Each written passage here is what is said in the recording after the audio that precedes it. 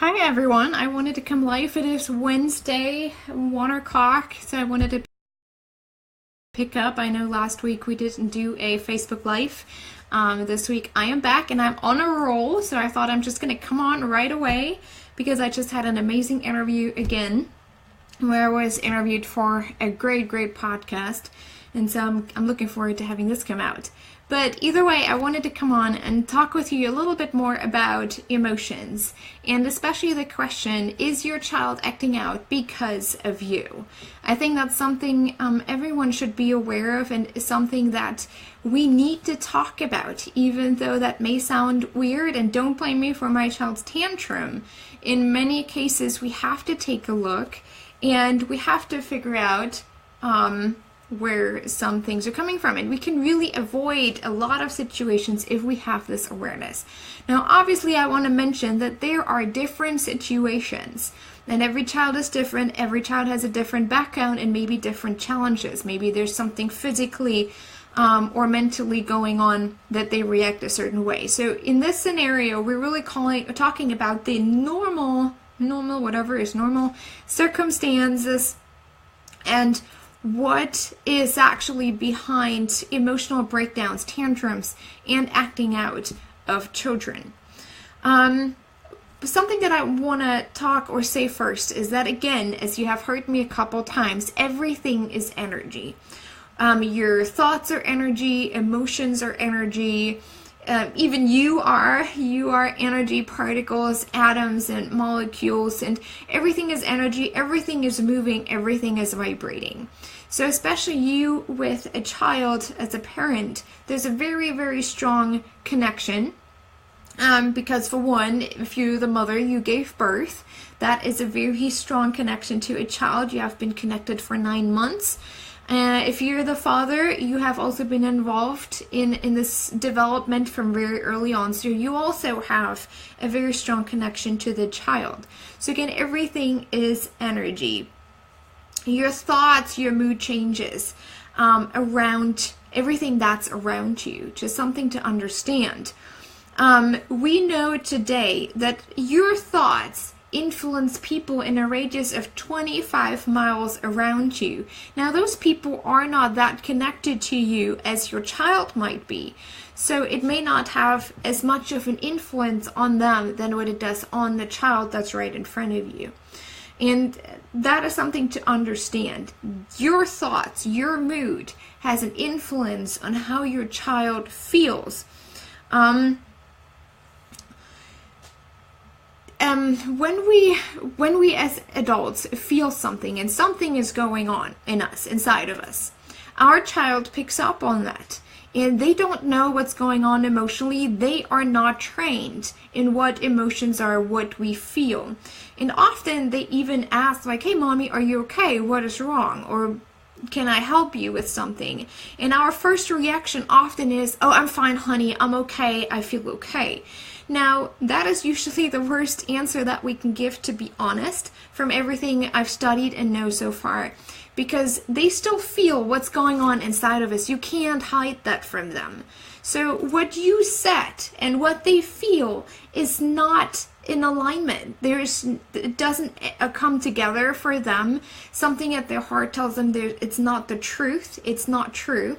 So all that happens is a confusion inside of them. So they wonder, okay, what I feel is not in alignment with what mommy just said. Mommy said she's fine, but I feel differently and I pick up on different things. And it all happens subconsciously.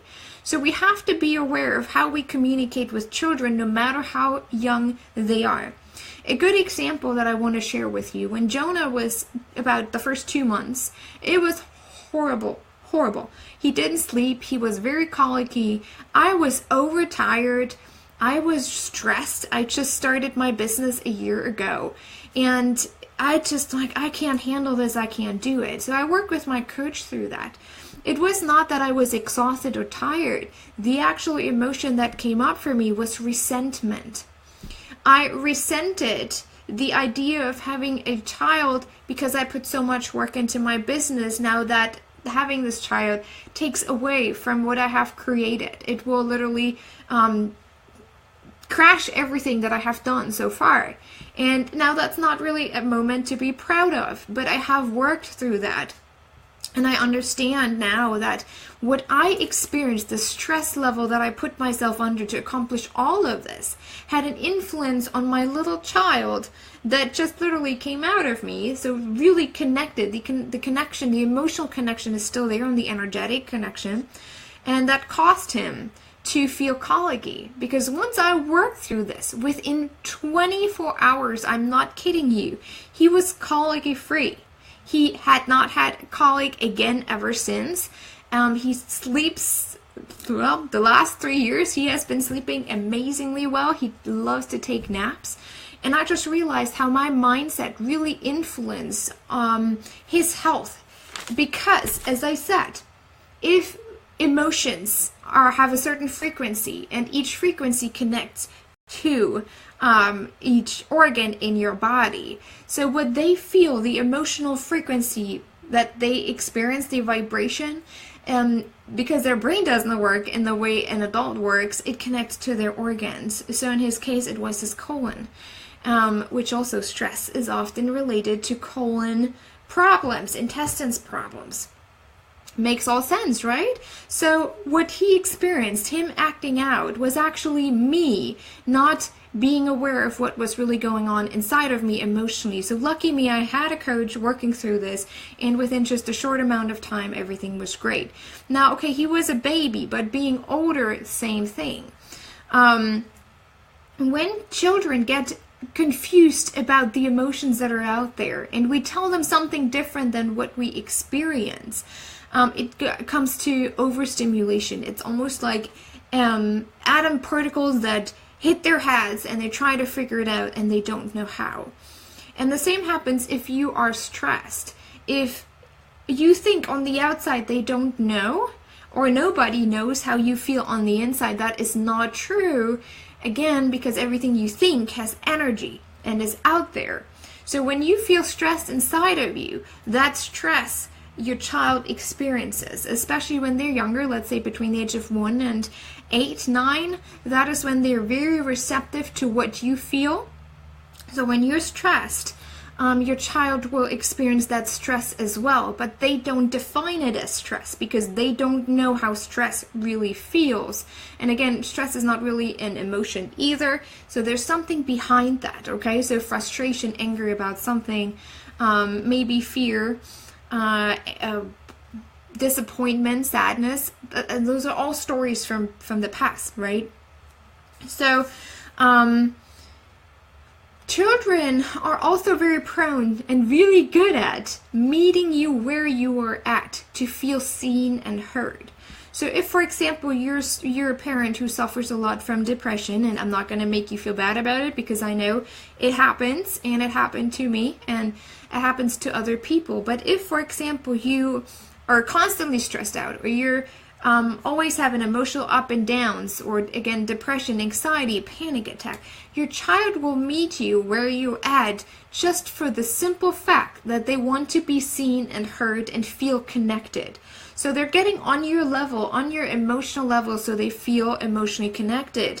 We see that now in the field of psychology a lot, that often children who grew up with parents who were depressed or have a lot of anger issues, they end up in a similar way. Because they just connected on that emotional level, and it became the new normal for them. So this is how they just understand, this is how they're connected, because we all want to feel connected to people. That's just an inner yearning, okay? So when your child acts out, the first question to ask yourself, is it me? What am I feeling right now? What am I constantly thinking or worrying about? What am I really sending out that my child may pick up on? Now again, it could also be something from outside if they brought something home from school. But right now we're really just talking about, could it be me?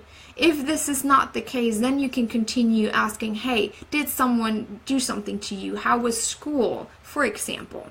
But in general, it could be you who is transferring whatever you feel onto your child, and your child will act out because of overstimulation. If your child throws tantrums, for example, a good way is to, for one, just leave them in a safe place and have them do the tantrum, no matter how embarrassing it might be. I know it can happen, even at the grocery store. But it is a way for them to learn emotions, what they feel, and how it feels in their body, and how to cope and to understand that. So it's a normal process for them to develop, not something to be mad at, not something to be angry at, or something that is wrong with them. It is a normal process to develop emotionally.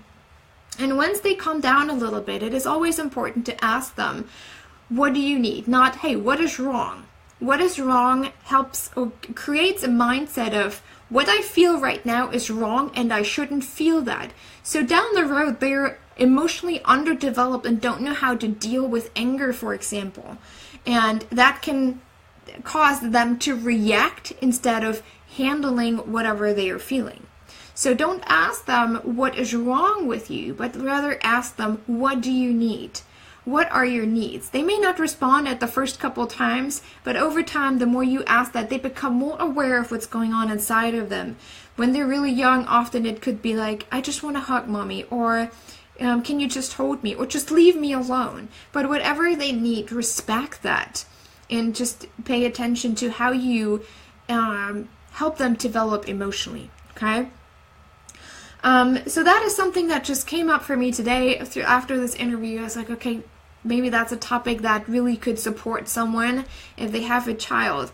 It is really important as parents especially to do the journey and do the work for yourself to understand, because sometimes whatever children do might subconsciously trigger you with an event that happened for you in the past, maybe something how your siblings reacted, your mother, your dad reacted, things like that. It's something to be aware of. And when you do know, you're really more empowered to strongly connect with your child on that emotional level, to have this understanding instead of getting upset or all stressed out about your child being upset. But you can just relax and, okay, hey, this is normal. This is a trigger inside of me. How can I calm myself in this moment to help my child?